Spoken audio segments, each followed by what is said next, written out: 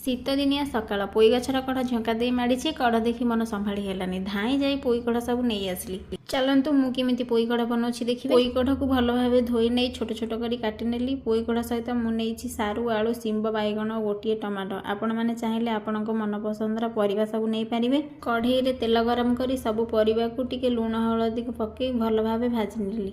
एबे मु जीरा सोरिषा सुखिला लंका आउ पियाज ग्राइंडिंग करी तार बाटन प्रस्तुत कर नेली। पुणी गोटे कढ़ई रे अल्प तेल दे से बाटी रखि बाटन को दे काटी रखि टमाटो को ऐड करी।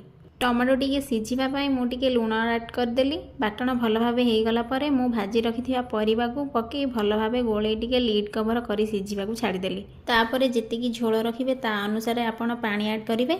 मुझे 2 कप पानी ऐड करी किछि समय फुटिया छाड़ी देछि। एबे देखंतु प्रस्तुत हो गला आमर गरमा गरम पोई कढ़ राई।